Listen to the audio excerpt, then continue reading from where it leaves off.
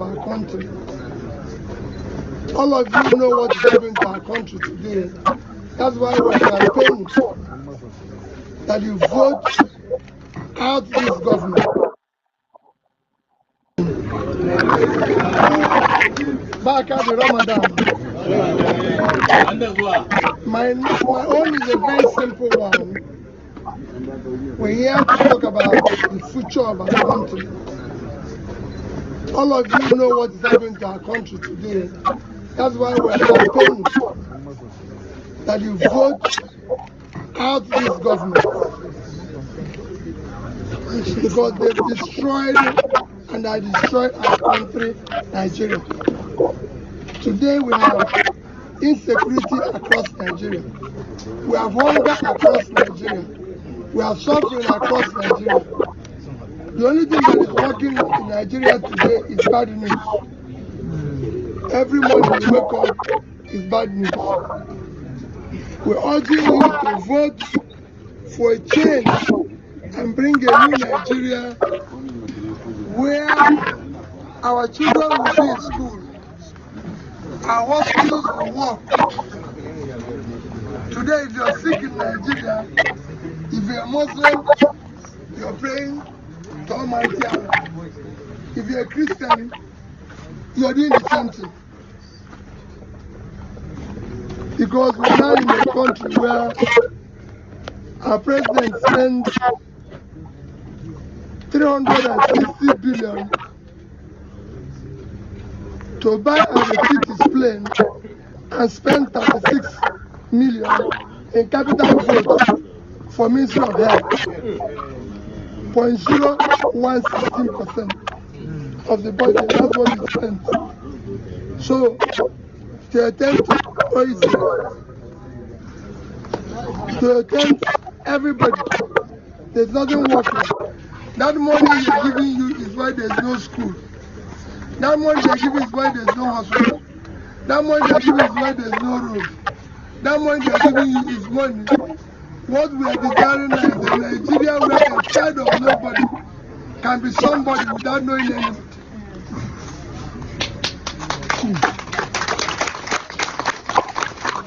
That is what we are desiring. So we're begging you, please vote for ADC.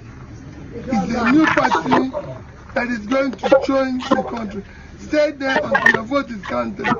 Even if they say there's no transmission, let's stay there until they transmit it. Yes. Or like I said, we make sure the person who didn't transmit is transmitted by handing it over to the law.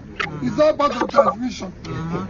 Since they cannot transmit our voice, we hold you and know that it's beyond the transmission. So don't go away until your vote is counted and they transmit it. It's very, very important. Thank you for the opportunity.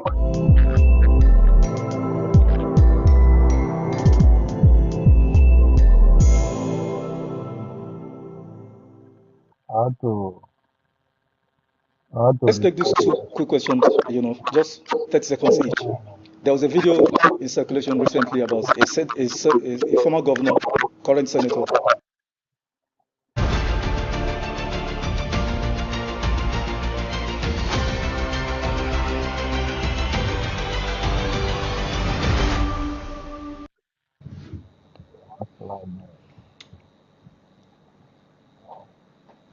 So, if you are village boy, this thing now, who's the talk? I think you're not joke them there. All right, the City Boys movement has been crisscrossing the whole country up to the extent that I think you see my problem with these people. I've been telling this, I don't know. I hate to be complain. This is exactly what I was telling Kenneth Okonkwo and Aisha.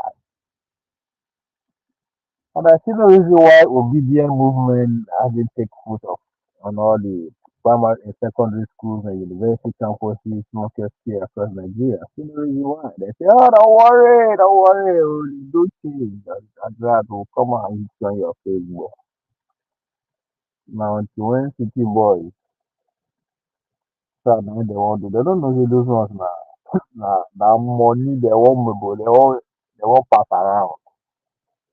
The reason you put people with those kind there's a reason they tell them book Cubana, there's a good, they are billionaires. They are billions, they are billions with them, they know they come from their business. It come from those people in power. So, if Obi Cubana carrying 500 million cash, nobody will suspect now. Because he's a billionaire. Now, the strategy behind it, now those people, they want to move money around. But again, what do I know? Why their own village boys supposed to don't they organize 3 months after they lose their election? So they organize people. This is what they seem to do. And this is what I've been saying. But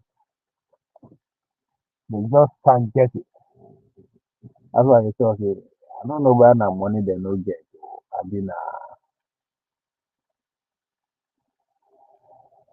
just the ideas they no get. Okay. But again, when the spirit of turn by turn is underneath everything, you don't I'm not surprised the way they move. So listen up, Nigeria. So we've been recycling the same script for decades. Now they want power, now they see for six. So the class is changing and not currently. Starting with the class of 66, those young officers who stormed in during the January coup, then the Northern counter coup in July. They weren't just changing God. They wrote the rules. Gowon, Obasanjo, Buhari, and yes, Danjuma, Siwa Danjuma. They fought the war, centralized power, turned Nigeria to unity, and then ruled continued for 50 years plus. I've always drawn this conclusion. The people who fought the civil war gave us constitution and gave us the political party we have today. They are not stupid. You just need to understand the sympathical, that's what you will call it, sympathical between these three things that I just put out. Civil war, constitution, political party. It's like the Catholic will tell you, God the Father, the Son, and the Holy Spirit.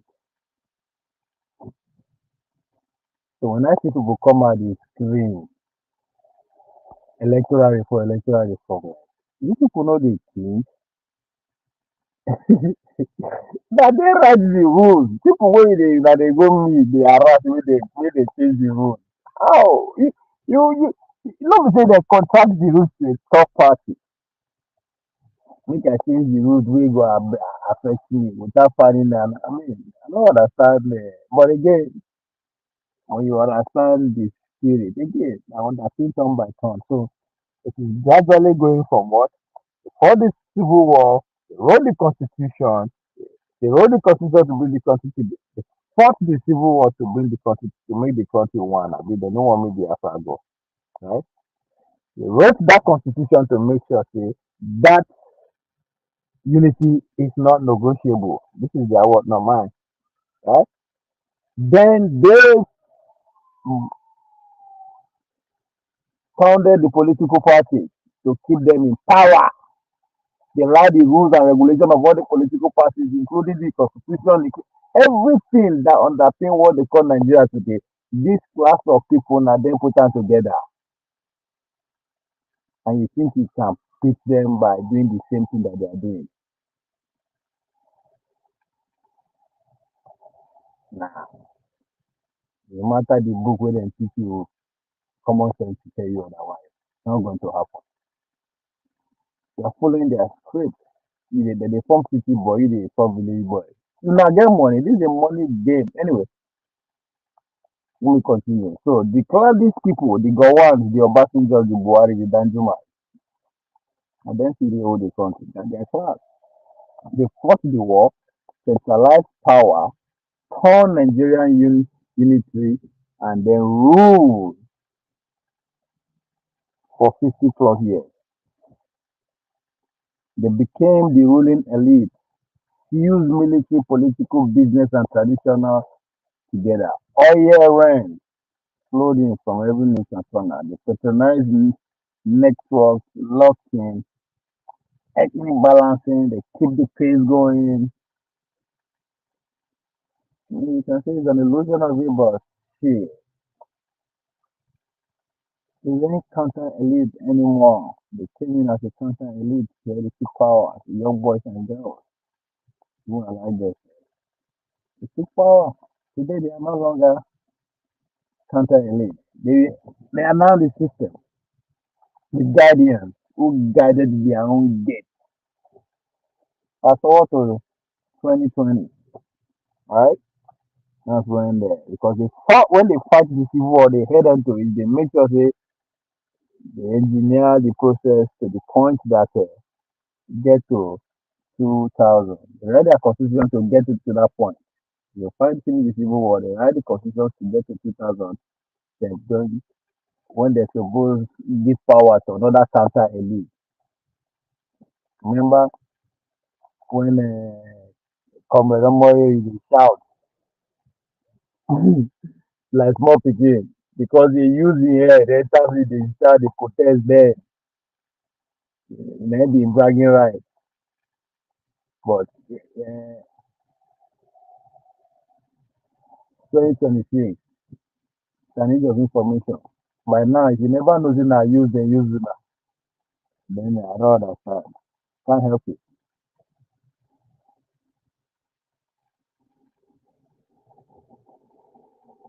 So the Obasanjo and his class went, of course, because they carry out the bid of the United States Pentagon, which is what they want for a presidential system. So why you not go tell those kind class of people who ready to do anything to make sure your wish come to pass? Kill their friends and brothers and sisters in the name of cool, for civil war for that process, just to turn regional government to a presidential system. These are the same people, class of the same people, just to tell you, since you want to take power from them by chanting and protesting and reforming village boys just like them. We must be the dumbest generation or class of generation ever. 2020, when they were supposed at least, they don't try that, they will come up for power. No, they designed their own, they designed the political party to fix them.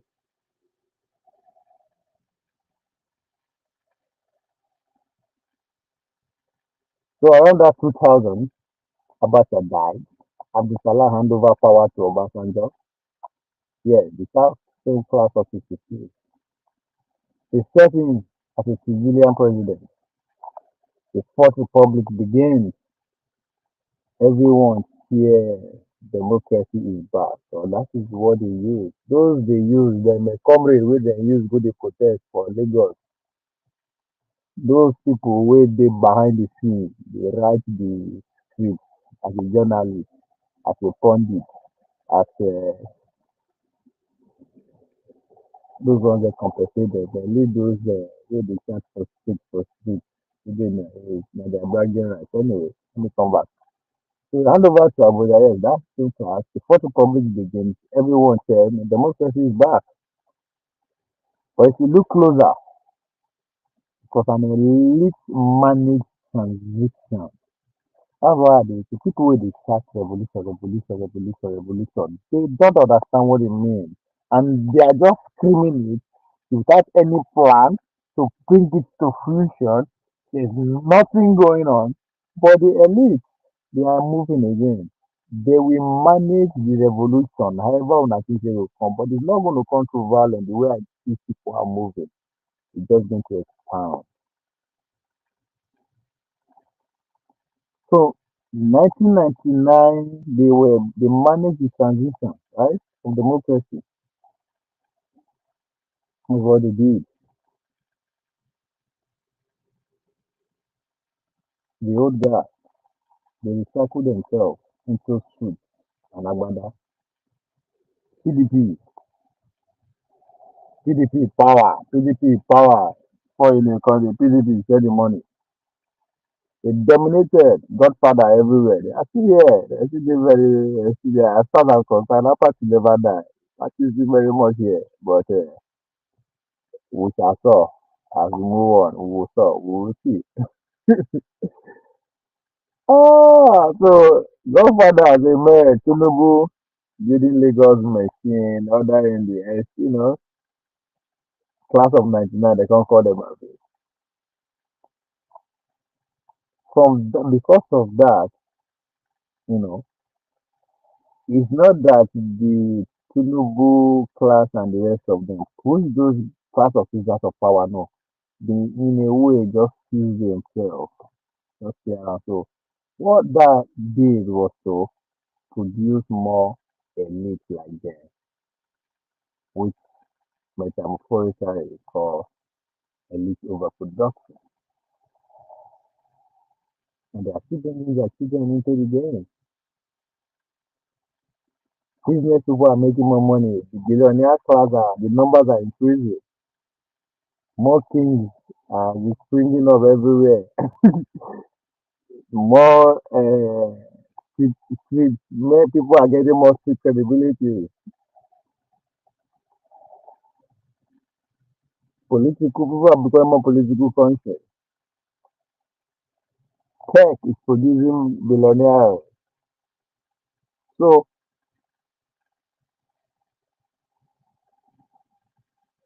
the amount of elite is increasing. The numbers of elite are increasing, but the numbers of the position are not increasing, are not changing. Only one person has to be president.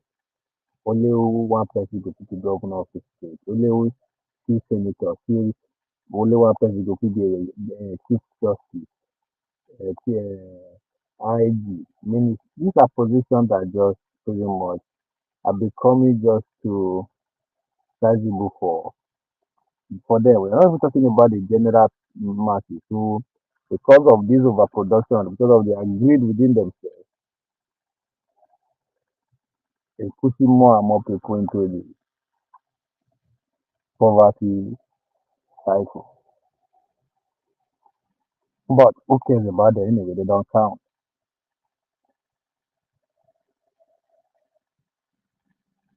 So in the name of democracy, they want to manage the transition away from the 2000. So the overproduction of the elite started. More graduates, more aspirants, more hungry politicians. That's what we have now in Nigeria. By 2031, we are going to have three generations strong, three fucking generations who have two things in common. Politically, they are powerless, and economically, they are fucking poor. Make it make sense. Three generations. That means we are going to have people who are from age 20 years old to 60 who power, in fact, they can't even dream till they won't get power. And the economy is already off their head. By 2031, that's what we are going to get in Nigeria. Someone tell me how that's going to pan out. Whoever that escaped the elite trap or any referral will just come from nowhere and able to organize these people. It's over. But until then, young kata. They will keep restarting themselves. They will keep power revolution among themselves. They will still expand the state and they create more space for themselves. That will give them more free governance solutions, free solution solutions, free state justice solutions, free blah blah blah blah. So maybe that one go they no go fight among themselves. The elite and the counter they no go fight among themselves, right? But if they could not figure that out, I'm telling you, these guys will look for power. They will force to come and sit down with you. If you listen to me saying that, right? The power is with the people. Some political analysts like me out there, they say, "Oh, the people don't know. They don't get the power. The people have the power. They don't know how to use it." Yeah.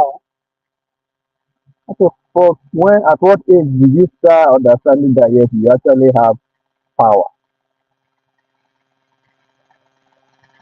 Now, that now you know, now individuals know. But how if that power is nothing if they cannot organize it and use it collectively. And that's what the problem is. So it is very easy to actually blame, go from not everybody that can actually sit and conceptualize all these things. They say, come here. That's why when the leader, they say, now we believe the leadership is the problem. Even though not insult, but I also understand. But where I say na insult, you will say you will say leadership is the problem. So those who are in leadership position right now, that means the elite who are sitting in power, they are the problem. No, they are not the problem. You who is pointing finger to them are the problem because there's a reason you are pointing finger up instead of you to actually look down where the majority are say come on. Let me organize these people instead of mobilizing them from time to time. Let me organize them and actually use their collective power to take these people out. So leadership is the problem here, but not where they are pointing the finger and then be the problem.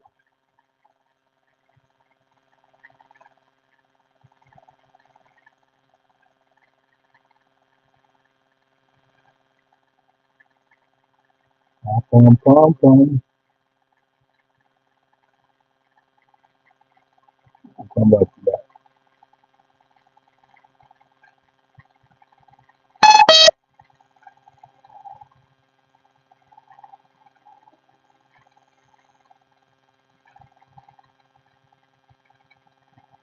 Some young billionaires, the Cubana chief priest.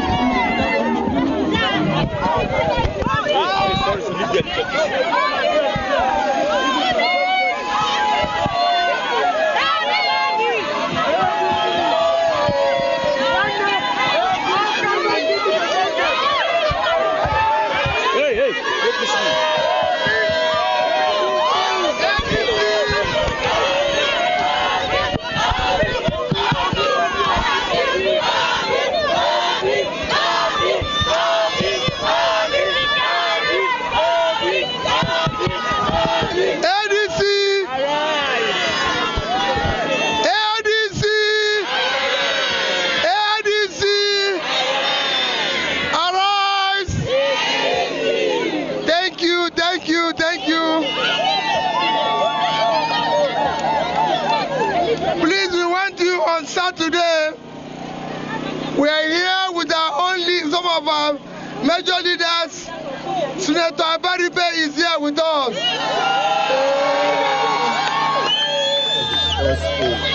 We are here to remind you that Saturday is election in Amak. It's election in Amak. And we want to start a new Nigeria. We want to start a Nigeria where our children will be in school. We want to start a Nigeria where there will be primary health care for our mothers, our children. We must have a health care that takes care of them.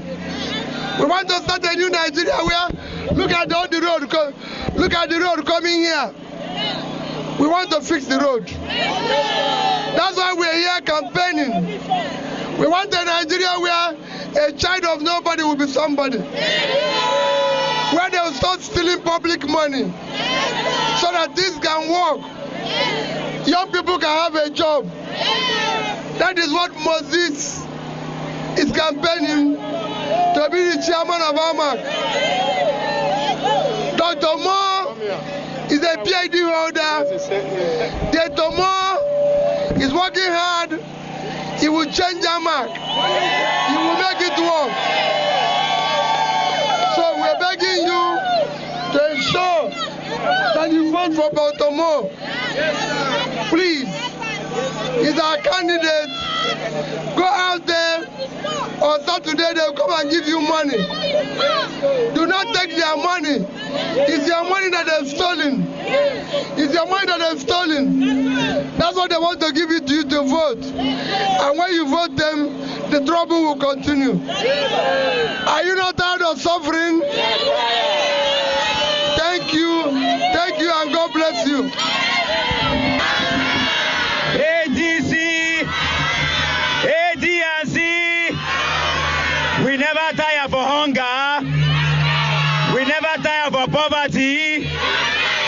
never tire for broken road. We never tire for criminality. Just last week, the House of Rep summoned the chairman of local government of Abuja over 100 billion. We are not here now. On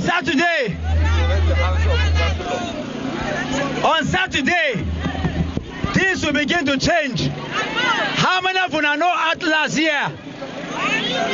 Atlas Hospital. Can you imagine a doctor being a counselor of Garki ward? Can you imagine that? Dr. Irogwe is here. It means that our primary healthcare center is going to work. It means that women will not die in childbearing anymore. It means that our elderly women will have things to do, Abi. No more room for nyama nyama. No more room for poto poto. No more gitigaya. Not true, Abi, not true. Mama kuna wait. Mona wait. I hear say somebody say they don't write the result for Garki. I hear say somebody say they go rig una election. Najiway, when you say where is that Arutamuku result? Where is that Eric Muku election? Suisa, Bamagajiba, the one in Sata, the one in East Country, the one in Lalata. Saturday Zamuchobansu, Zamununa Mutuchewa, Mumpikar Bensu. The will of the people must prevail. Somebody say ADC. ADC. Do you know why we say arise? Because Amak is on the floor right now. Garki is on the ground. Our mothers are on the floor. That is why we must arise. ADC. ADC. ADC. Thank you and God bless you. Let's go.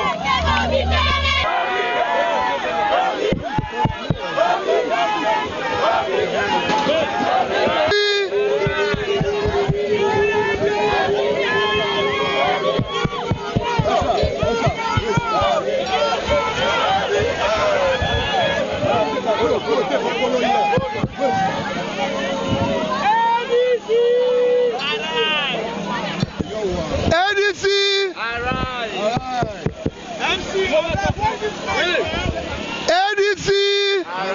ADC! Thank you. Thank you for the opportunity of reminding you there's a local government election in Ama Council on Saturday. Are you hearing us? ADC! ADC! There's a local council election.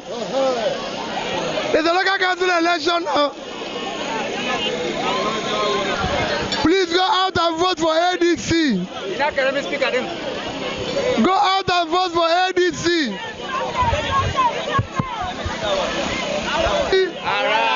ADC.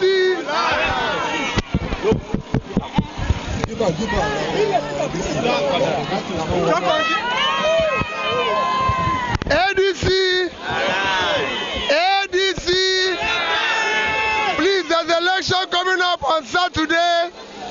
Go out and vote for ADC. We want a party for a new beginning of Nigeria. A new Nigeria is possible. Yes, sir. Please go out and vote for ADC. We want the schools to work. We want the hospitals to work. Yes, we want them to have roads. Yes, to come here. That's why we are coming here to campaign personally. We don't want campaign where people are sitting in the office stealing public money.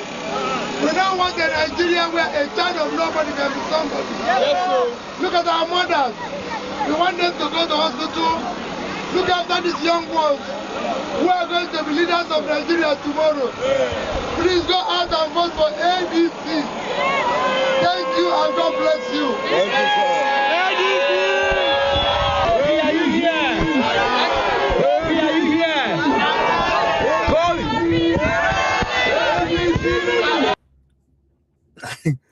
the both of them don't hold by force. Power and a bad thing. Power is something. So beyond 2022, beyond 2020, something cracked. NSAS. NSAS wasn't just about police brutality. It was about youth screaming at the entire rotten system. Multi-ethnic leaderless at first, diasporally funded, urban rage, then Lekki happened.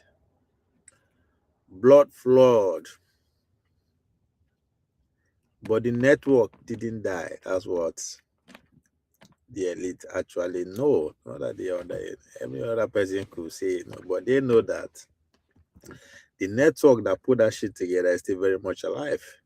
They evolved. Enter Peter Obi 2023. But sold. Peter Obi was sold as an outsider. Just like Trump, right? The competent alternative. Obedience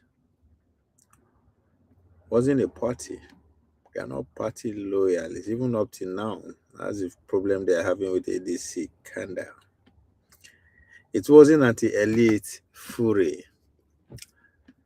Youth, professional, diasporans, Ali, we the suffering masses against the old gods. Elite overproduction met with what? The immiseration of the people. That's exactly what that was. You've seen a lot of young men and women with degree without jobs. Inflation is eating every fucking savings. The buying power of every Nigerian is getting smaller and smaller by the day. Insecurities everywhere. While at the same time, we're having too many people aspiring for one position or the other.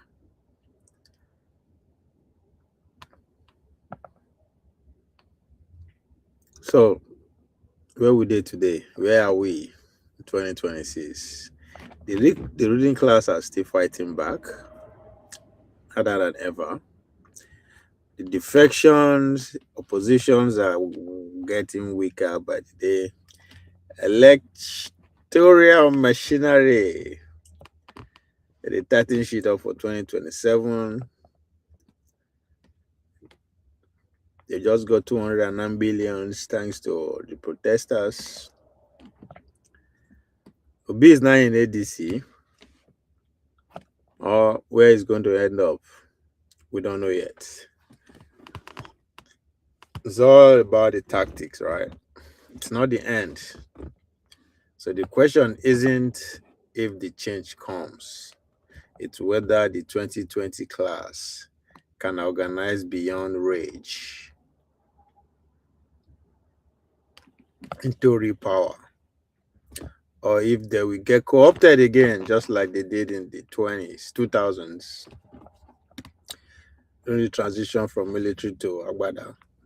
They co-opted those who staged the fight. But as Nigeria is concerned, history tells us that Nigerian elite know they change in peace. They go through crisis, no consensus. So even the consensus that we are expecting to take place to happen within the northern sphere ahead of 2031 is already catching smoke with the El-Rufai and Rubadu clash. So we go through change, through crisis, through coup, protest, election that will eventually catch fire. But not through change of power within generation or class. It's real. without blood or bullets that will actually count. So the class of 66 built the cage, the class of 2000 polished it, the class of 20 is rattling and maybe breaking it. Which side you dey when the next act drop? Because 2027 is not just an election, it is a battlefield for who define Nigerian future elitism.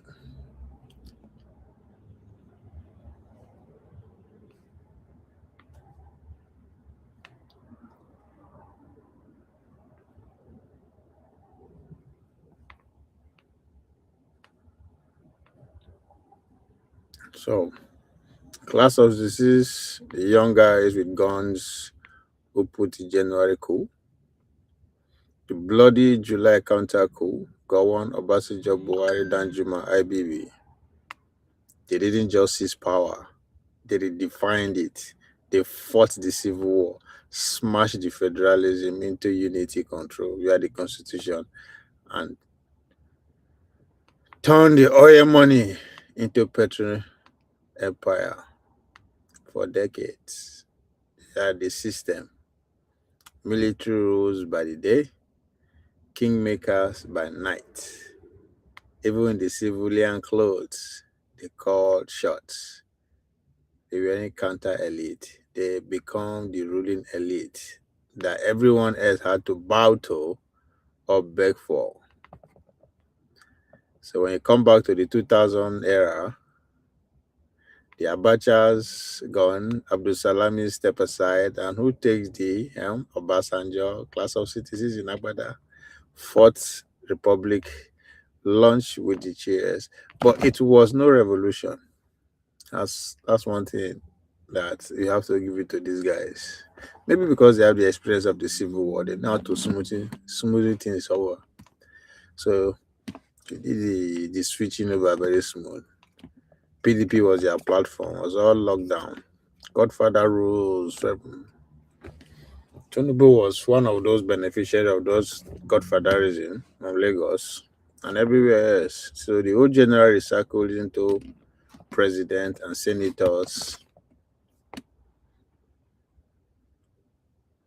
So to then the result of that what is now have many people who are ambitious, who have more PhD holders chasing limited shots. You have the machine will always absorb them. The system is flexible now if you let it go. They give contracts, they give appointments, they switches parties, they bought some of the counted elite over. Or just bury them over, man. So those as of 2022 to now, what the answers and the rest of them, as what Obi is, as what Obi represents in 2023. So Obi setup is not an insider, but as the face of competence against the old gods, the obedience. There wasn't blinded really by loyalty; it was rage weaponized. Educated youth, professional, and hustlers with a degree. So it's all a fight against still the power that be.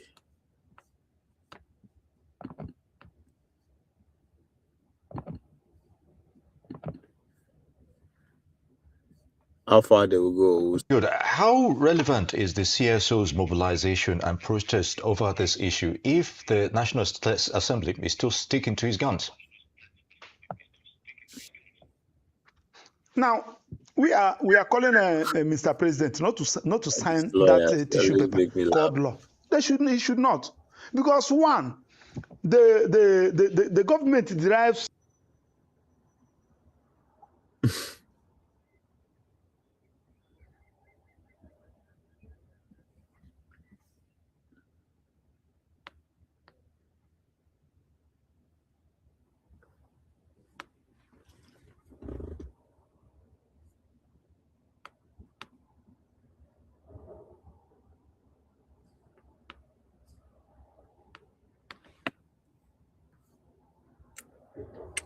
I don't know. Let me play this man video where the man who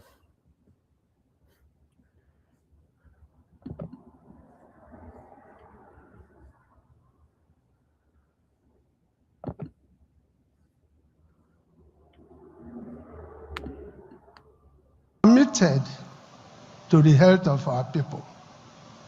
But having come now to Abuja and listened to Professor Mohammed Pate and his team, we are now more committed.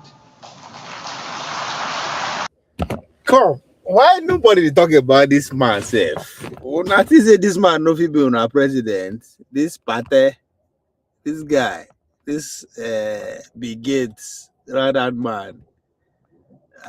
I would not be surprised. Oh, everybody point finger. I'm talking about 2031, of course. Everybody look at all these men when they run around. This guy, if they bring this man out,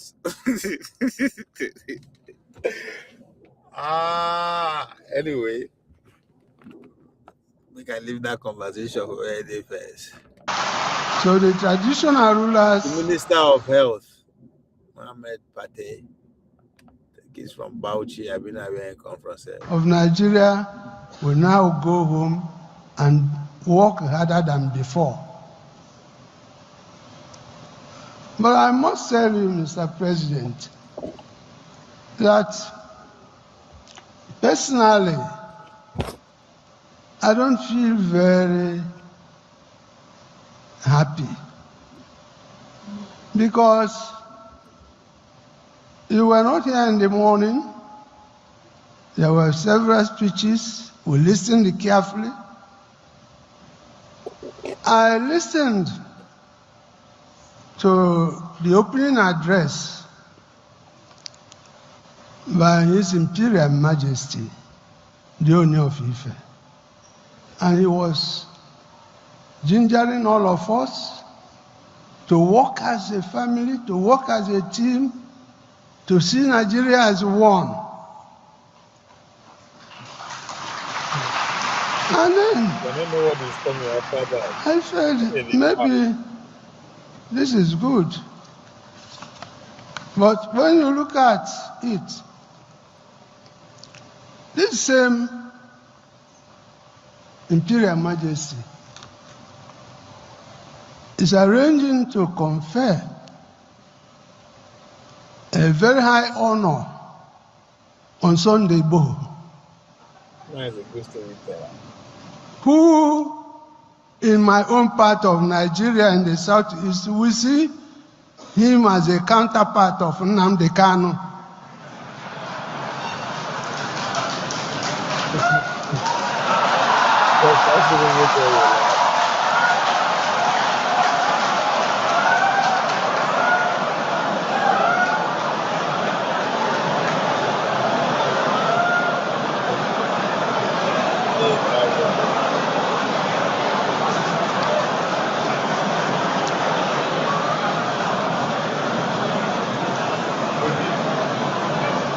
And my brother, fellow royal father, the Imperial Majesty, The height of power. does not seem to understand the pain in my heart when Nnamdi Kanu is in Sokoto. So, sir, the ball stops on your court. Committed to the health of our people. But having come now to Abuja and listened to Professor Mohammed Pate and his team, we are now more committed. So the traditional rulers of Nigeria will now go home and work harder than before. But I must tell you, Mr. President, that personally, I don't feel very happy because you were not here in the morning. There were several speeches. We listened carefully. I listened to the opening address by His Imperial Majesty, the Oni of Ife. And he was gingering all of us to work as a family, to work as a team, to see Nigeria as one.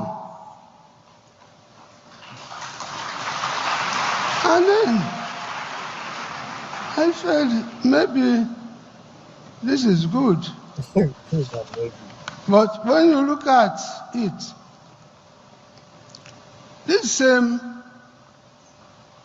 Imperial Majesty is arranging to confer a very high honor on Sunday Igboho, who in my own part of Nigeria in the southeast, we see him as a counterpart of Nnamdi Kanu. Everybody see that coming. Everybody expect that. That lay down well. That lay down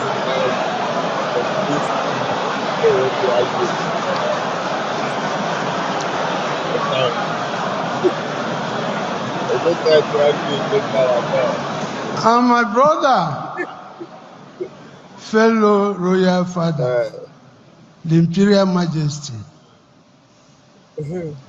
does not seem to understand the pain in my heart when Nnamdi Kanu is in Sokoto. So, sir, the ball stops on your court. Committed to the health of our people. Guy was the man. But having come now to committed to the health of our people. Not be waiting, it just come to your mind. He reminisce over he realized that it's a pitch well prepared, and there's no better place. There's no better place to present it. There's no, I mean, the way he presents it, there's no better way to present it. There's nobody else to give that speech to than the man, the elephant in the room. So, close case. Tinubu go do towards the end of his second term. That I know. Now, waiting we take disorganize it not be that. That would be his calculation. Waiting them do and make him do them back. So I think that's what's gonna happen. If he can, if he's if the ball actually, hand on his court, which I don't believe. I don't think he has the final say. I mean, he's in a position to convince the stakeholders, but I don't think it's something that he can do just like that. That's not how things work.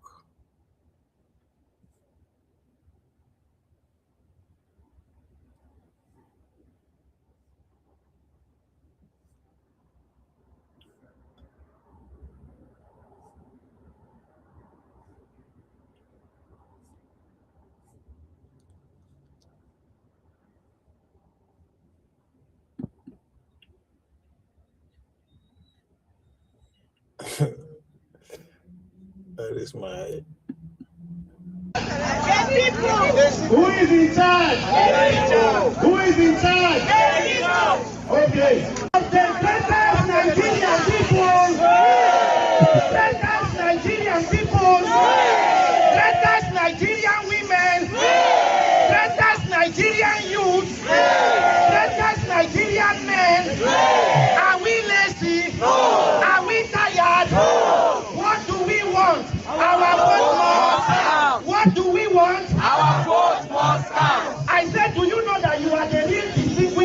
Nigerians. Now will not be the honorable. Greet your neighbor, say honorable, good morning, welcome.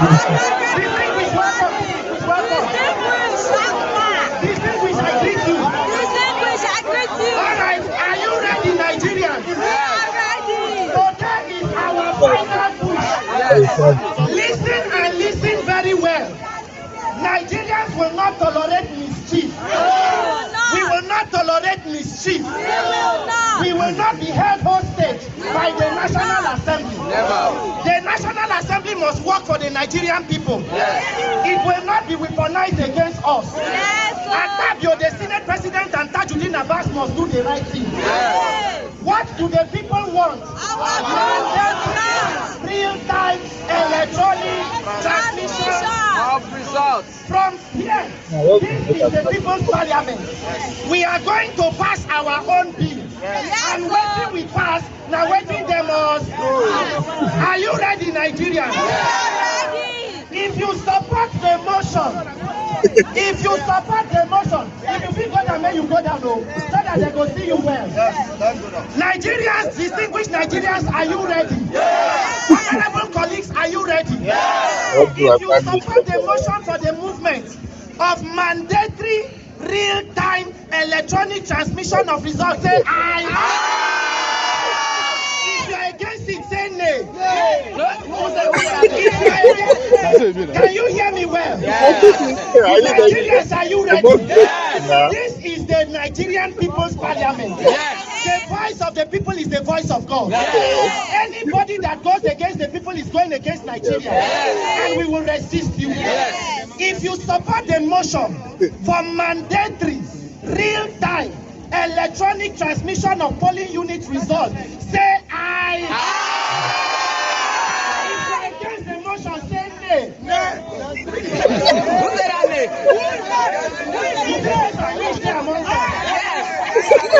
If you support the motion for mandatory real-time electronic transmission of results, say aye. If you are against it, say nay.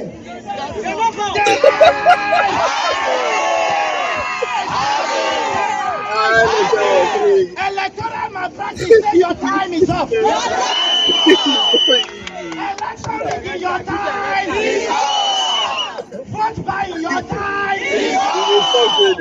Electoral rigging, your time is up. Our vote, our vote, our vote, my vote, your vote, every vote, every vote. Akpabio, Akpabio, Akpabio, Akpabio, Akpabio, Tajuddin Abbas, Bayao Jibrin, Ben Kalu, Simon Lalong, Abaribe, Oshomole, Yaradua, Ekpenyong, all of you, pass the bill. We no go gree, yo, we no go gree. Akpabio, let's go. We no go gree, yo, we no go gree. Akpabio, pass the bill. We no go gree, yo, we no go gree. Akpabio, pass the bill. I remember Akpabio, water on our way, my eye. Water on our way, my eye. When I remember election, water on our way, my eye. Water on our way, my eye. When I remember corruption, water on our way, my eye. Water on our way, my eye. When I remember corruption, water on our way, my eye.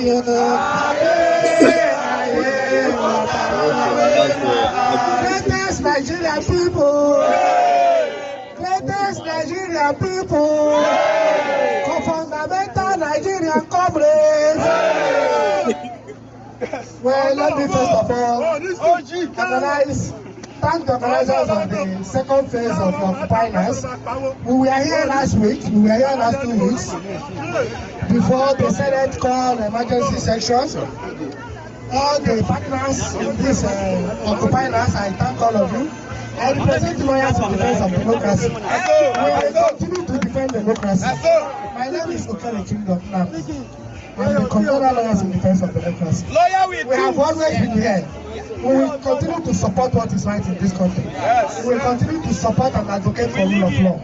Rule of law entails a democratic society where all agencies of the government abide by rules and regulations, abide by the enabling acts that establish them. I don't believe that a rule made by INEC should be observed in a manner that INEC should be allowed to exercise discretion. INEC have power under the Constitution and under the Electoral Act to make rules and regulations. And once those rules and regulations are made for the purpose of conduct of election, they become law and they should be mandatory. So we are here to affirm, as Nigerian people, to support the House of Representatives version of the Electoral Bill Amendment 2026. Yes, sir. As a result of our protests last 2 weeks, the Senate called the emergency section, wherein they made some amendment last week Tuesday. And we are saying, irrespective of that amendment, we, the coalition of civil societies in this country, we support the House of Representatives version of the proposed amendment to the 2026 Electoral Act. That is the version we support. Yes. And we urge the committee of both the Senate and the House of Representatives that have now been saddled with the responsibility to harmonize the two versions of the bill, to adopt and endorse the House of Representatives version. That is the people's version of the 2026 proposed amendment to the Electoral Act. Is that not what we want? The House of Representatives version. And we are saying that within the ambit of the law, we will challenge it. We have been filing public interest cases in this country, and we will not hesitate to challenge it in court when it is finally passed and accepted by the president. If it's anything short of the House of Representatives version, I promise you that you are going to see more than 1,000 litigations in the version, in the 2026 Electoral Act. If the House of Representatives version, the people's version, is not adopted by this committee, if it is accepted by the president fraudulently, what the people have resisted, that is the Senate version, you will get more than 1,000 cases on this 2026 Electoral Act that will even threaten the 2027 general election. So the House of Representatives and the Senate committees should allow Nigerians to have peaceful conduct of 2027 election by avoiding unnecessary litigation. I promise you, we are going to have more than 1,000 cases of public interest cases against the version if it is anything short of the House of Representatives version. And we are saying no to exercise of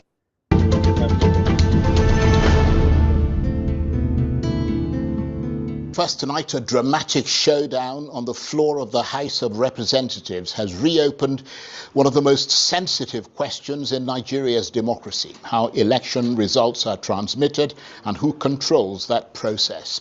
The House was thrown into a rowdy session after an attempt to rescind the Electoral Act Amendment Bill 2025. The chairman of the Committee on Rules and Business invoked Order 9 of the House Standing Orders, arguing the bill needed to be revisited to reflect emerging electoral reforms. The proposal sought to recommit the legislation for fresh consideration. But when the motion was put to a voice vote by the Speaker, Abbas Tajuddin, the majority rejected it. What followed was open protests, shouting on the floor, and ultimately a retreat into a closed-door executive session, despite objections from some lawmakers.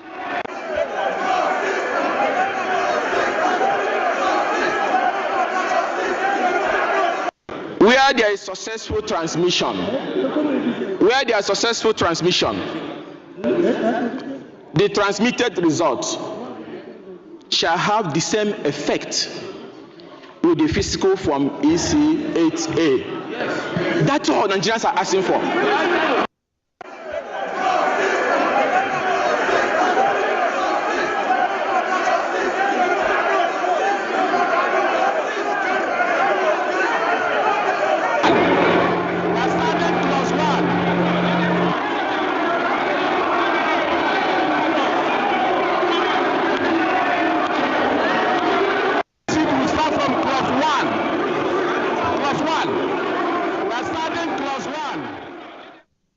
Well, that certainly fits the description of a rowdy session, doesn't it? Well, for more on this, I'm joined now in the studio by the director of the Abuja School of Social and Political Thought and a Rise News analyst, Dr. Sam Amadi, and the legislative consultant and public policy analyst, Dr. Chibuzo Okereke. Thank you very much indeed for coming in. Great to see you, Dr. Amadi. You haven't sat in this chair with me for a long time, so it really is nice to see you.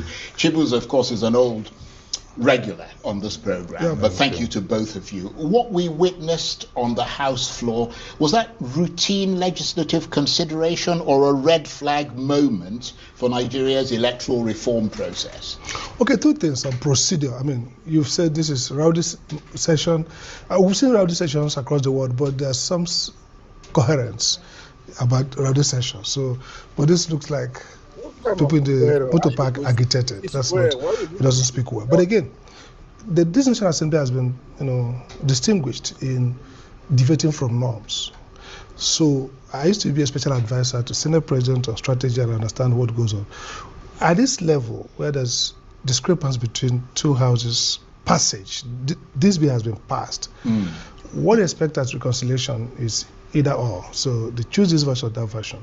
And then on a return date, they will return and they vote, and that's gone. Okay.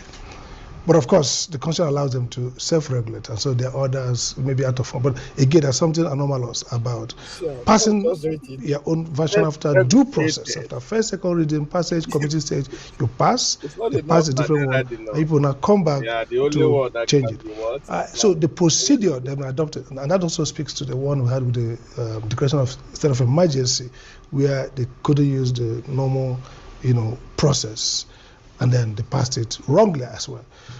We've seen these deviations, and they suggest a politics of desperation. And politics is always desperate. I mean, even in the US, you see people want to get political outcome. And in policy school, what they teach us, what they call the prospective and retrospective model of law. So the judges follow logic, not partisanship. Indeed. But the Congress, they're supposed to. Right. Congress is a political branch, or the National Assembly. So there's nothing really wrong about legislators trying to legislate to drive strategic political ends. But the procedure matters. And ultimately, the test will now be, are they responsive to what the people feel?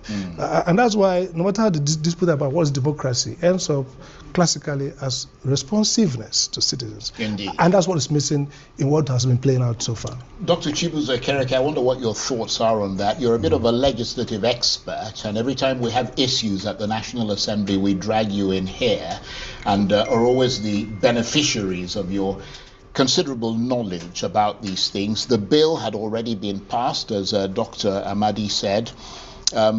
How common and how appropriate is it to attempt to rescind a major electoral amendment at this stage? Well, I think it's a normal legislative procedure, but of course it's mixed up with politics. I think they were trying to, through the back door, undermine the conference committee that had already been set up. And that is what, maybe the conference committee, they met yesterday, we don't know the issues they had, maybe they were not able to turn in a harmonized report. But apparently, certain majority party wants the version of the Senate to be the order of the day. So when the committee chairman on rules have removed that substantive motion for the House to rescind a decision on that clause 63, it was to the fact that it becomes the same version as passed by the Senate, in which case you wouldn't require any conference committee to harmonize anything, and that was what brought about the uproar that ensued. And we heard them yelling, APC ole, which I think in Europe means APC thief. Yeah. What exactly was that all about? So it's about legislative intelligence and sagacity. It's obvious that the minority party has been playing to the gallery all this while, thinking that they could manage their way, look for their own interests. At the time, the minority caucus is needed the most. They were in complete disarray. No strategy, no legislative intelligence. There was no plan to engage. Because if you had intelligence that there was going to be a substantive motion to receive a decision to adopt a Senate version, because recommittal of versions or clauses of a bill is in line with legislative procedure. So, but to have that intelligence that some group of people are planning to do this and have your own strategy to deal with that. Because if you look at the institutional design of the legislature, you have the majority and the minority. You don't have that in the Federal Executive, Council. So if you are in the minority party, you're expected to have a strategy to engage. And that kind of strategy that will bring you results. We definitely didn't say that. And then that was why the presiding officer had to proceed. But I see a total breach of procedure, because in line with the standing orders, once there is a point of order being raised, the presiding officer must pause and listen to that point of order. You can either overrule or sustain. Not is noted. The noted verdict of a point of order doesn't exist in legislative practice. I think they just introduced that. So that was the challenges that we faced. Okay, and Dr. Amadi, the justification given was the need to reflect emerging electoral reforms. I don't know what in thundering tarnation that means, but what could that, from your assessment, because you do much better assessments than most, what would that realistically mean? Does this suggest lawmakers identified genuine technical flaws or political discomfort with mandatory electronic transmission? Okay, so this is how it works. The process of lawmaking in Nigeria, the rules don't allow for deliberation. Oftentimes they forget that this is a deliberator's house. So you rarely see somebody come with charts like you see. This kind of bill. Now, if they, let's forget the end. They don't want electronic transmission. So let's assume political legitimate, that's an interest. But how do you convey that? So you look for research. First, the notion around extensity of telecom should have come in a formal way. In 2023, it was 92 or 97% coverage. So you have to. We're pressed for time, Prince.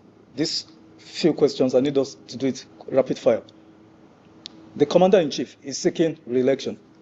In the... Good morning. My name is Obiez. My name is Obiez Ekwesili, and I am your fellow Nigerian. And if you've been following developments at the... I just don't Please, quiet, please. If you've been following developments since the Senate had its own conclusions on... If you've been following developments since the Senate had its own conclusions on the election bill, following that of the House of Reps that agreed with a reform to the clause in the current electoral bill, the INEC Bill 2022 as amended, on the matter of electoral transmission of results electronically from the polling unit into the IREV as a clause that was considered not to be a mandatory provision in the 2023 election, because it was considered as one that was open to the discretion of the Independent Electoral Commission. You will know that the citizens came to the conclusion that the Senate is acting contrary to the desire of Nigerians for electoral transparency that will strengthen our democracy. You know that to be so. Many citizens have spoken. I have been particularly loud in stating that if the Senate gets away with a provision that is ambiguous, that gives power of discretion to determine the ifs and the buts, instead of making the clause mandatory that every vote must count in this country, and that the way that our votes will count is to have this mandatory provision that makes it the core principle of our electoral transparency, that no longer shall our votes be subject to the kinds of TPEX cancellations of results that we saw on the EC 8A in previous elections. And so we as citizens are saying, stop any coup against this democracy. Stop it. The National Assembly must realize that they were, well, majority of them were probably not voted in. I wanted to say they were voted in. But it is exactly what they have done all these decades, how many decades now of our democracy? 2 decades of our democracy. It is what they have done that they want to sustain. The only reason they don't want transparency through the mandatory provision for there to be instant, real-time, electronic transmission of the results from the EC8A to the IREV is because they want to continue to capture our democracy for the pillaging of the Nigerian state. The society is laboring under the weight of poor governance that we have seen so far in our democracy. And now the citizens are saying enough is enough. Enough is enough. There is no reason why people who call themselves Democrats would hate transparency. Do you hate transparency? No. Do the citizens of Nigeria hate transparency? No. Why then would the people who say that they are the Democrats hate transparency? It can only be for one reason. They do not want democracy. These ones are enemies of democracy. Yes. If they should pass any kind of law that does not make mandatory transmission without any proviso to it, because what they are pretending to society now is that they have passed, that what they have agreed is mandatory transmission. It shall. But then, after they said that, they removed all of it. They removed all of it by already putting in many other things that will become the norm. I can tell you that because I did the reform of the of the procurement system in this country. Everywhere that they put any provisos became the norm. The proviso will become the norm. You see, they are already planning and saying that should something fail, why are you making a law that is saying that there will be failure? Why are you introducing network failure and all other things that are extraneous to any law? Every law of a country is very clear without ambiguity. And what they have done is to already they are basically preempting us for the fact that they are planning to do exactly the provisos that they have put to that clause. Is that what we should take? No! Should Nigerians who have been battered by this democracy be accepting this kind of a provision? No! Then it is important that every one of us should tell every one of us that this is wrong. If these people pass an INEC bill, an INEC reform bill that already has programmed the rigging for them, if they pass that kind of a bill and they dare to take it to the president for assent, then we should know that both the legislature as well as the executive have decided that the Nigerian people don't matter. Do you matter? We matter. Do you matter? Yes. Well, if you matter, then you should be standing your ground. They do not own our democracy. Democracy belongs to who? Everybody. No, you have to tell me, don't say us, because you could be part of them. You could be part of them that are wanting to do the wrong thing. Exactly. So democracy belongs to who? The people. The people. Democracy belongs to the people. It does not belong to a few politicians that have rigged themselves into political offices and now wanting it to lord it over the country. This country is not for those people. Have we not had enough? We have had enough. It's time to end it. Let me tell you, the most important provision in that bill today is this electronic transmission. Exactly. Because in the past, nobody knew what was voted in polling units across the country. And that was what enabled them to now do collation that was a wayo collation. It got to the point where I even had to begin to put out things in pidgin English, just so that Nigerians who say they don't understand this complexity can understand it. It is that important. If you don't care about yourself, at least care for the generation that is coming from you. Because you may be thinking that you are okay right now, but you're not okay. You're not okay if the generation that will come from you will not be okay. Because until you get good governance in this country, the child of the poor is stuck for life. Exactly. Do you want your children to be stuck for life? No. Your grandfather handed poverty to you. Yeah? Your grandfather or your great-grandfather, as a matter of fact, handed poverty to your grandfather. Your grandfather handed poverty to your father. And now your father has handed poverty to you. And now you're preparing to hand poverty over to your children? Is that what you're trying to do? Well, let me tell you, if we don't get this transparency in the electronic transmission on a mandatory clause, then let me tell you, and you know me, I don't waste my word. I state it the way it is. Let me tell you, if you don't fight for this clause, you're basically saying it is okay for you to hand poverty to your own children and for your children to hand it to their own children. Well, if it is God forbid, you will get more Nigerians to stand and say, we resist this. These people are not greater than us. Yes. If we act collectively, this thing will be won. Are you ready to win this? Yes. If we don't win it today, we must get ourselves ready. All of the people that call themselves elected people in this country, from the president to all of them, we will stand against them. We will stand against them. I said we will stand against them.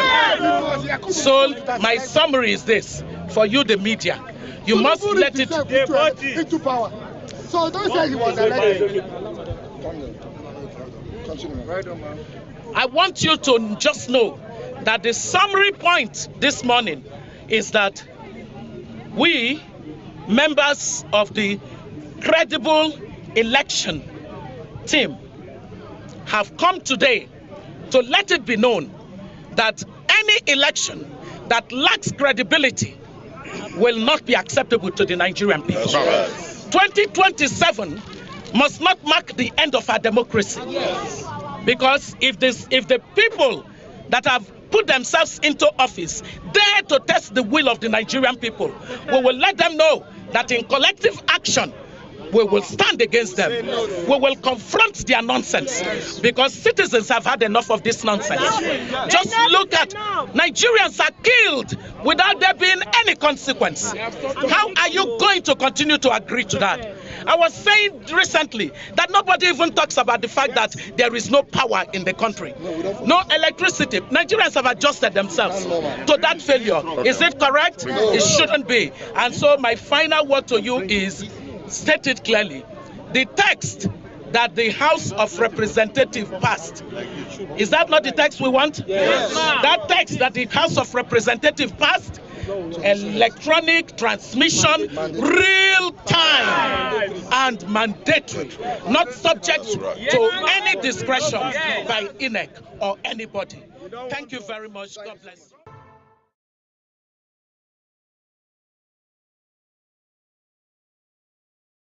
What's up, my people? Guys, move closer. It is hard to believe that in 2026. How do you want INEC to guarantee real-time election transmissions to 100 million registered voters in Nigeria? It is not practicable. What's that? Are you out of your mind? I'm trying to talk about some very important thing. Not today. Get deep behind me. Satan. As I was saying, guys, this is 2026. How is it possible that if a bank that has the best internet facilities in the whole of Africa, so they claim, cannot deliver real-time money transfer to 10 million customers, how can we expect INEC to do the same for 100 million registered voters? Are you all right? Are you normal? Like, was that not today? If you guys know how to work, please tell him that today is not that kind of day because I'm upset right now. Guys, I have really important stories to talk about today, so let's not do that. Even in the United States, and I want you to fact check me, the United States does not have real-time transmission of election results. You are fired. Come back. Let's finish shooting. And then you are fired. What was I saying? How is it possible?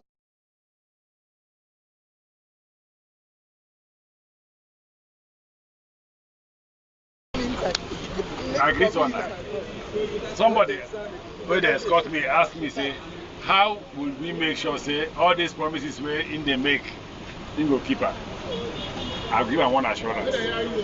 I say, somebody asked me, say, how we will make sure, say, all the promise in they make, in go keep her? I give her one assurance. I say, I no be more. If more no do what in talk as I did for this campaign, I will go in office.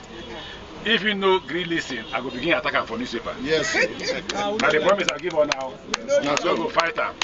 Because one thing why I don't go this market, some people I look. One boy tell me, I say nothing will make them vote for me. Can vote for any party. Absolutely. I say why? I say if you Muslim, he say no. Where are you from? He say Benue. He be Catholic. He say yes, he be Catholic. I say I go report you to father. He say go and report me. You know why? He is tired.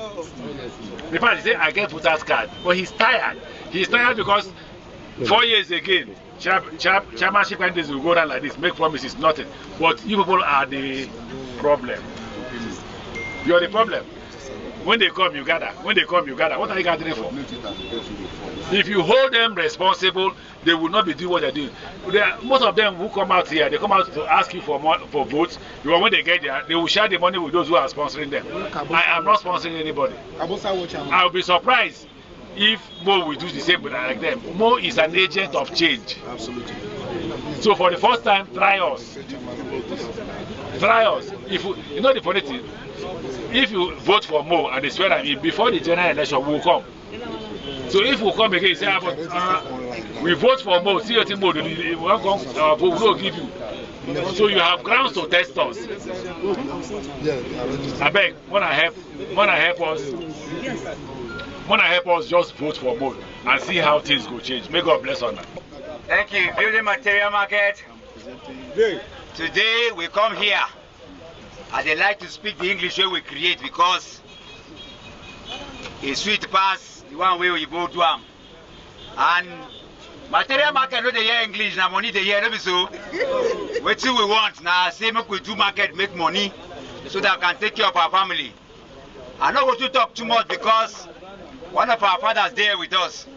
One thing is certain, me and Madam Gladys, the councillor of Kabusa, we dey here.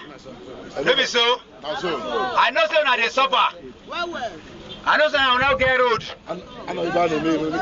Life sef una no get. And true be say, all these things wey we dey talk about na the chairman na suppose dey take care of am. Many people don't know the difference between the job of the minister and the job of the chairman. Because for AMAC, chairman no exist, whether in terms of representation or performance. So now also minister then go there here. If you go London, nobody talk about the Queen of England, not the mayor of London. Because I talked on before, say this election is the most important. It's so critical. Actually, in reality, it is even more than the presidential election. But you see, for Nigeria, get one win trade the warriors. The things where they important, we don't go remember them. For the first time, non-indigenous Mokuna Komoto. Mokuna Komoto. Mokuna Komoto. My papa been the top for that side to say I'ma get more than 1 million registered voters. The last local government election, now 19,009 make chairman. No.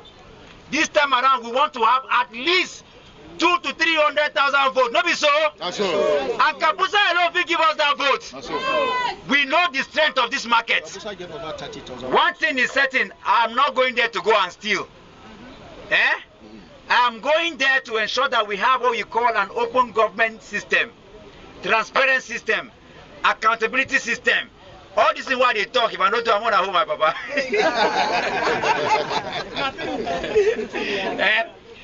Joke apart, if nothing no go come out here constant. Or you both say follow track record. There is at least 15 years of track record. I get children for school all over the place. At least 50 students are in my scholarship something. For Lugbe here, we dey carry desk go give children in the next few days. Even tomorrow, we don't. Now because of campaign, we never go give them. Because when me and Gladys go there, that the children are sitting on the floor. 40 years after I go primary school here, head boy, children they sit down for floor, and they give lecture for Harvard. But I know school for anywhere, now here in school. So I know that good can come out of Amak. When I don't know say good day here, sure. Yes. If good people, if Igbo people, Ibira people, Hausa people, see our problem for Nigeria and Amak, now be say we no get respect for different tribes. We no get respect for different religion. We never tire for tribalism. Wow. We never tire for religious gangsterism. Because of that, the best of us must lead the rest of us. Yes. All the leaders of ADC are people that have done impeccable. Their records are impeccable. Speaking the truth. And that is why they are pushing for candidates that have credibility, yes, that have character, yes, that have compassion, yes, that understand empathy. Yes. Not be all of us that suffer here. Yes. We never tire. Don't tire. Because of that, we must shine our eye, clean our tears on Saturday, next week Saturday. Those people who say they don't write the result, if they do anyhow, go punish the devil. Go punish anybody who won't read this election. Go punish the devil who say they don't write the result. Here, Regan, because to rig is a criminal offense, and we are here to stop them.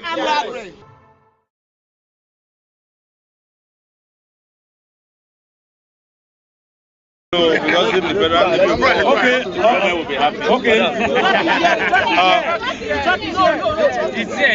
we'll deal with that later. We'll do that one later. Yes, sir. Listen. One house. Fellow Nigerians, we are gathered here not as politicians.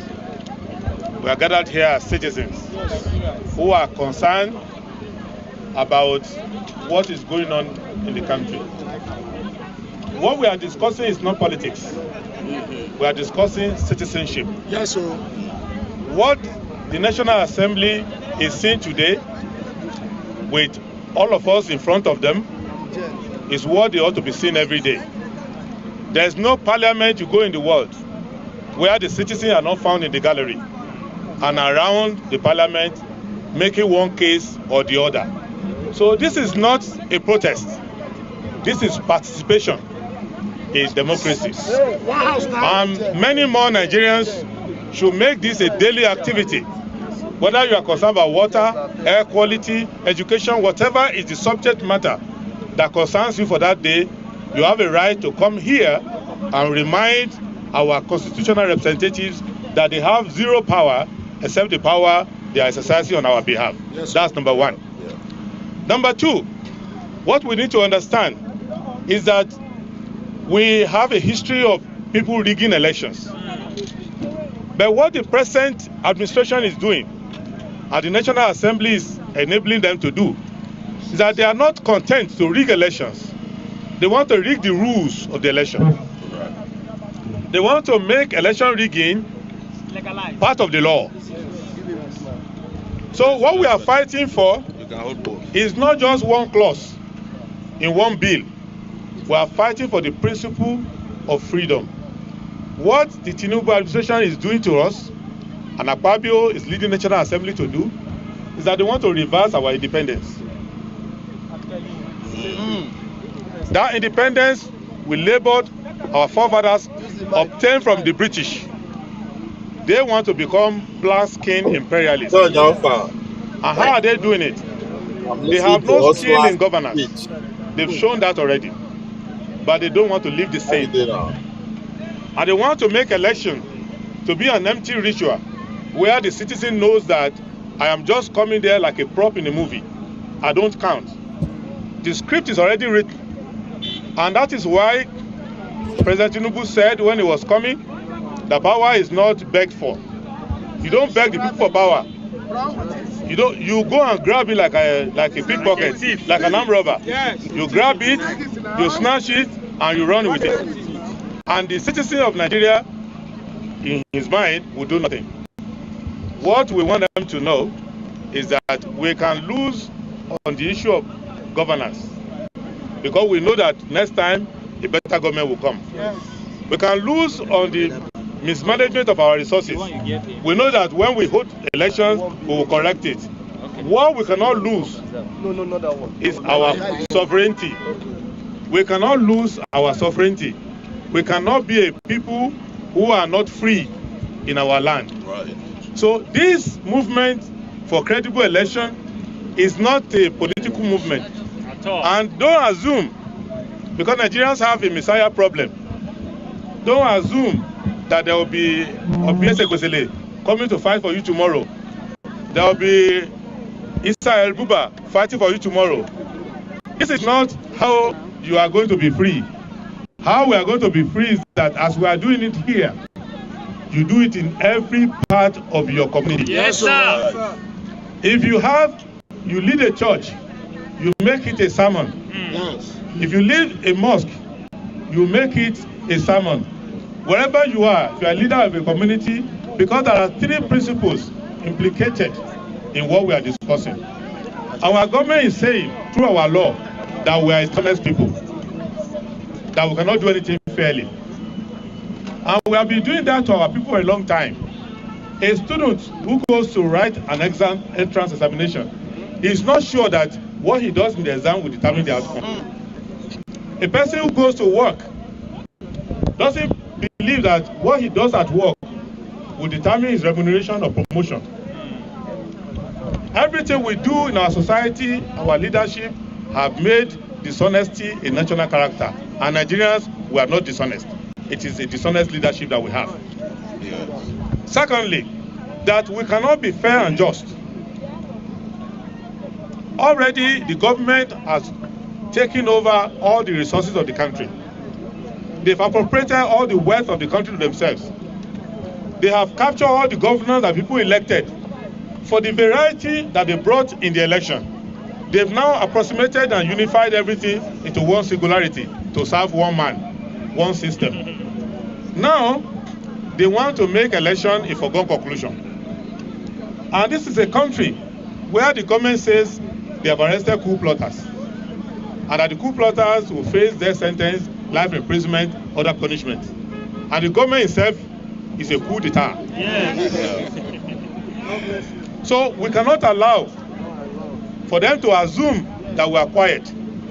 And let me tell them, what we are doing here today is our right. Yes, sir. And it's our love for the country we are expressing. Yes, sir. They cannot be too sure that every part of Nigeria will continue to wait and protest peacefully like this. So the earlier they abandon that attempted coup and do the right thing, the best for the country. Yes, sir. As it is today, our president is being supervised from Washington on how to be a commander-in-chief. And is being supervised from France on how to manage the economy. Does he want to be supervised from abroad on how to conduct elections? India has 10 times of our voting population. They don't even discuss free and fair election anymore, because it is an insult to the Indian spirit that you would think the election is not fair. So this is the last time there will be a crowd that will come out to discuss free and fair elections. It should be part of our national expectation and our natural habit. Yes, so there's a long speech here, or long 21-point statement. That statement will be shared to the press, deem it as read, because there are other leaders here. But the conclusion I will make is that what we are also doing here is a spiritual exercise. Yes, sir. Because you can lie to yourself, you cannot lie to your God. Yes. So you cannot say, I pledge to Nigeria, my country, to be faithful, loyal, and honest, to serve Nigeria with all my strength, to defend our unity, uphold our honor and glory, so help me God. Why are you asking God to help you if you are not honest? Why do we start National Assembly with a prayer? House will start with a prayer and end with a prayer. Senate will start with a prayer, end with a prayer. Federal Executive Council will start with a prayer, end with a prayer. But in between, everything's a lie. We cannot be like that. So I plead with the government. They should realize that they are ordinary people like us, and that the government seat is a barber's chair. You sit there, they barb your hair, another person sits there, they barb his hair. It does not belong to anybody. Therefore, they should not set the country on fire. They should not assume that after a few days, we are going to get tired. It's not going to happen. It's just beginning. Secondly, they should not assume that they will remain there if elections are not held. An election will not be held under a law that is already a burglary of the vote. So I plead with you all and the media, be on the side of the people. Don't confuse issues. Don't say there's a clause there, there's an argument there. I've been listening to morning shows, evening shows. Journalists don't understand simple English anymore. Even though someone have PhD in English, they have PS in communication, they are confusing things. It is not everything that is money, that is commerce, advertising. No. You need to have a country. I served in Liberia after the war as a United Nations appointed commissioner, and ECOWAS appointed commissioner. It doesn't matter whether you are editor-in-chief, chief justice. If you don't have a country, if you have lawlessness, if you have anarchy, you are just a simple refugee anywhere else in the world. And this country, God wants to answer our prayers. Why don't we want to be honest? Let us be honest, and I say God bless.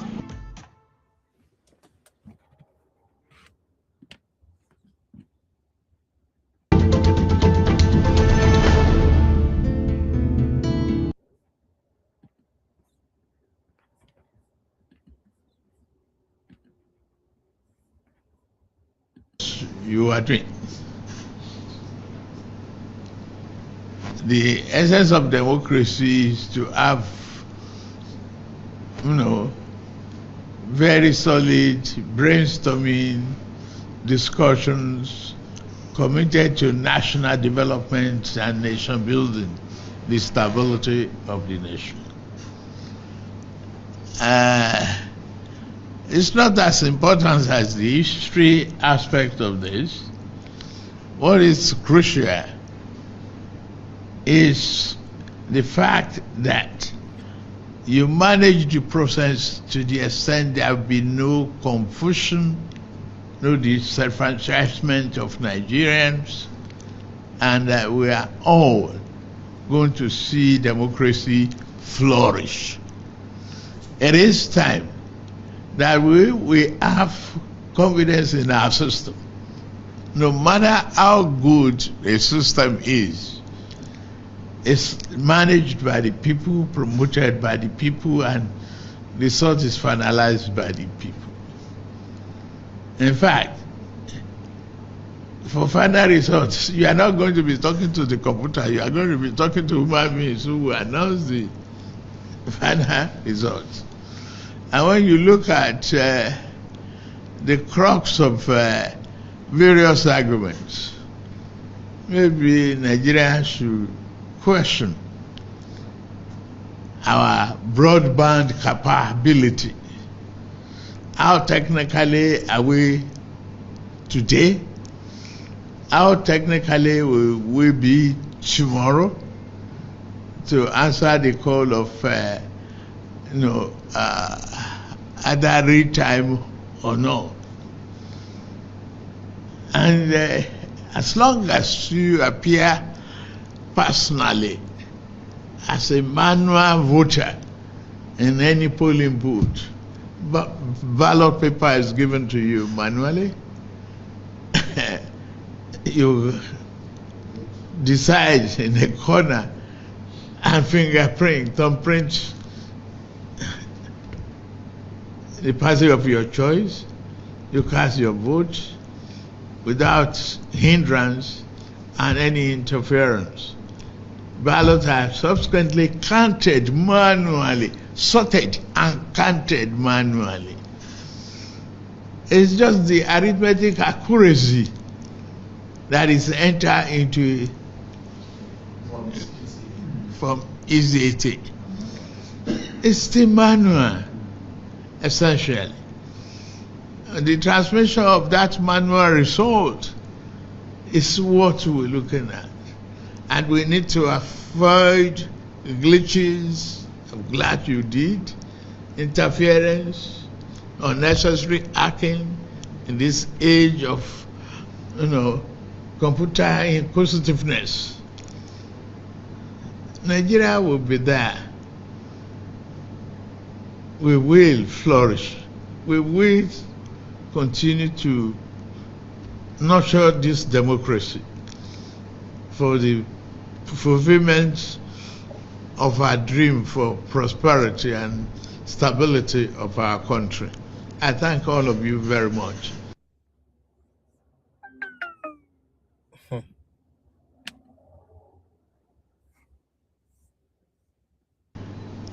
I followed keenly what you are doing. The essence of democracy is to have, very solid brainstorming discussions committed to national development and nation building, the stability of the nation. It's not as important as the history aspect of this.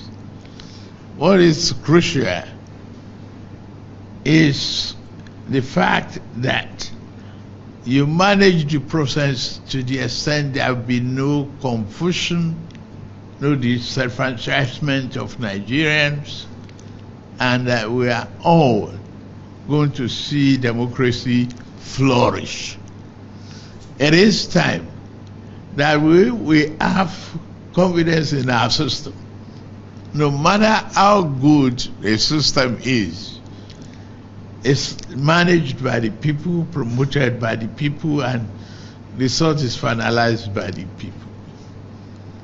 In fact, for final results, you are not going to be talking to the computer, you are going to be talking to human beings who will announce the final results.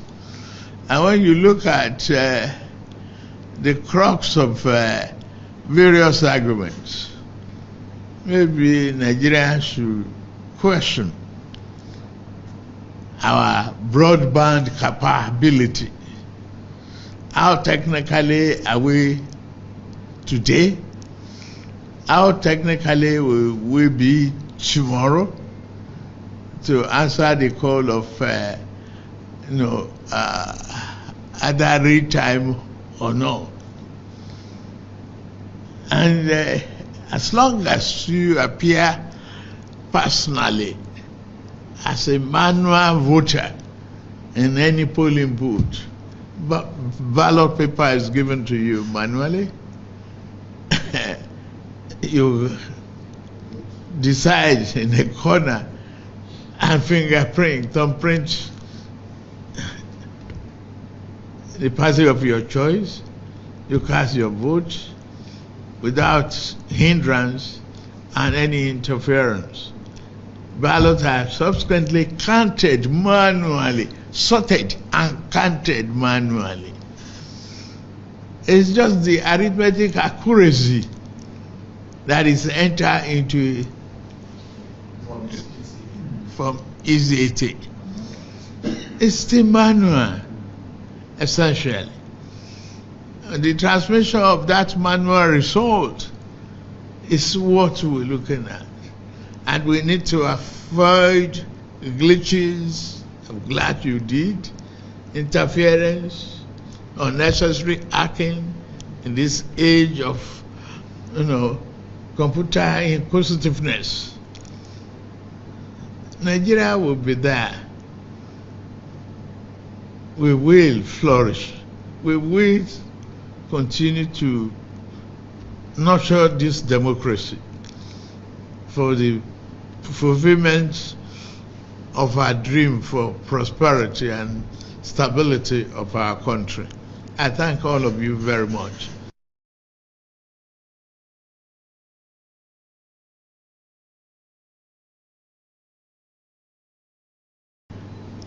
I followed keenly what you are doing. The essence of democracy is to have, very solid brainstorming discussions committed to national development and nation building, the stability of the nation. It's not as important as the history aspect of this. What is crucial is the fact that you manage the process to the extent there will be no confusion, no disenfranchisement of Nigerians, and that we are all going to see democracy flourish. It is time that we have confidence in our system. No matter how good a system is, it's managed by the people, promoted by the people, and the result is finalized by the people. In fact, for final results, you are not going to be talking to the computer, you are going to be talking to human beings who will announce the final results. And when you look at the crux of various arguments, maybe Nigeria should question our broadband capability. How technically are we today? How technically will we be tomorrow to answer the call of either real time or no? And as long as you appear personally as a manual voter in any polling booth, but ballot paper is given to you manually, you decide in a corner and fingerprint, thumbprint the party of your choice, you cast your vote without hindrance and any interference. Ballots are subsequently counted manually, sorted and counted manually. It's just the arithmetic accuracy that is entered into from easy. It's the manual, essentially. The transmission of that manual result is what we're looking at. And we need to avoid glitches. I'm glad you did. Interference, unnecessary hacking in this age of, computer inquisitiveness. Nigeria will be there. We will flourish. We will continue to nurture this democracy for the fulfillment of our dream for prosperity and stability of our country. I thank all of you very much.